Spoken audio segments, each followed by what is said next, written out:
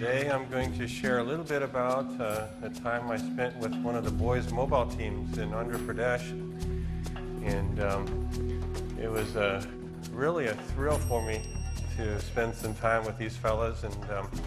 And I hope it's a real blessing to you all, because we pray for mobile teams and we pray for vehicles and equipment, and most of all we pray for fruit.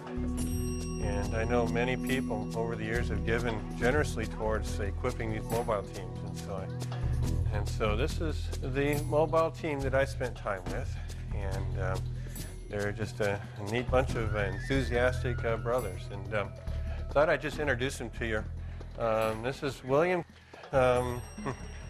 He's a team leader, and I've met him a number of times in the past as he's been involved with mobile teams for several years now, I think 4 or 5 years. Brother Shook is a driver, and he's also been involved with mobile teams for a few years too. So both those guys are veteran mobile team members. Brother Samuel, he's in charge of the literature of the team. And then we've got Vin. He's in charge of music. He's a wonderful singing guy, great voice, and so he's in charge of the music and the instruments and all that stuff. And then Bonus, he's the audio-visual guy, so he's the one that handles all the audio equipment and video projector and all that fun stuff. And then Raju, he's a team member, which means he's a jack of all trades. So he does a little bit of everything, and whatever's needed, he's right there. And then the final team member is Judo Jeep.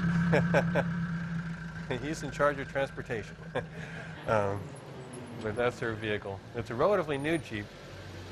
Definitely a workhorse out there in Andhra Pradesh. This is 5 o'clock in the morning, somewhere in the middle of Andhra Pradesh. These guys are up at 5 o'clock, 7 days a week, every week of the year, except for whenever they get a holiday. They stay at this church. They usually will spend a week with the pastor and live in the church. And this is their bedroom. And they're not all that enthusiastic about getting up at 5 o'clock in the morning. In fact, some of them almost like mummies in the morning. And you notice the nice cushiony mattress that they sleep on. And so their blankets are about the only thing that protect them from the cold, hard concrete and the mosquitoes. But the first thing these guys do when they get up is pray. And I was just so challenged, I guess, about the amount of time they spend in prayer.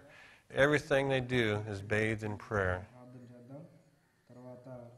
Now this is their bathroom, and this is where they get their water, take baths, and everything else in the morning. So it's not exactly 5-star accommodations, but at least they've got nice, clean Jesus well water to drink and brush their teeth and bathe with, so that's a real blessing. And then it's back to prayer again. And then Shook, he's a really top-notch dude with his Jeep. He really likes to keep this thing running good, and he's always checking the oil and making sure the battery's in good shape and the thing's clean. And then about 9 o'clock is when they hit the road. This is their first open-air meeting of the day. They're getting set up, trying to get their cranky generator to going in the morning. It wasn't too keen on getting up itself, and they had to really coax it to get it going that morning. This particular open-air meeting wasn't the best one. You know, people just weren't all that interested, and a few people took tracks, and it was just kind of a dud, really, as far as open-air meetings go. And you can see how enthusiastic a lot of these guys are. The second open-air meeting went a whole lot better.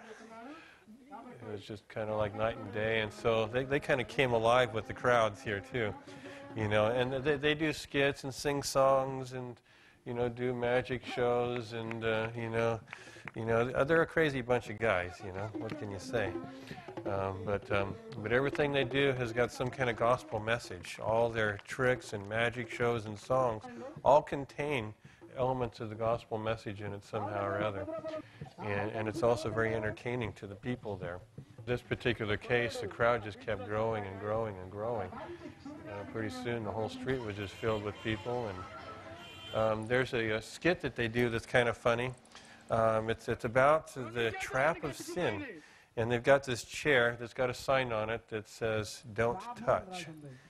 And so this guy comes walking by, and he sees the sign, and of course he can't resist the temptation, and so he touches it, and then he's stuck.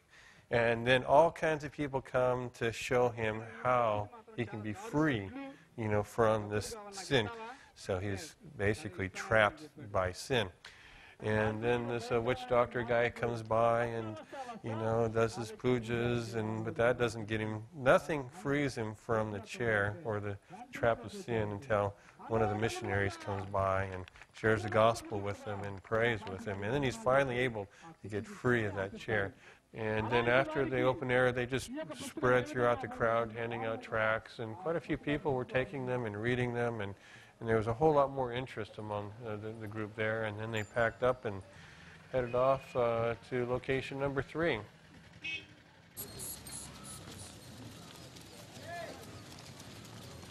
But it was just a typical village, you're setting up, a big herd of goats comes walking right through while you're trying to set up everything. And the goats didn't stick around for the meeting. It was really cool as they were singing and stuff. There's a school nearby, and so the kids could hear the missionaries, singing their songs and stuff. And they must have begged their teachers, because then the teachers finally let the school out. And so all of a sudden, there's just this stampede of kids just literally running, to come and sit down and see the meeting. And so they were just really wrapped with attention and just enjoying, the skits and the songs. And of course, the brothers were just really playing to the crowd there. And anyway, the kids really had a great time, and millions of kids got tracts. And, of course, as adults, you kind of stand back and let the kids have the fun. But then after all the crowds moved, then they were asking questions, and they had a lot of opportunities to really, have some quality time to share with guys after that meeting. And then it's on the road again, and this is not quite I-35 here. Traffic in India can be interesting. You've got to dodge water buffalo and bicycles and auto rickshaws and people. And then what they did is they went to the village where they were going to do a film showing later on in the evening.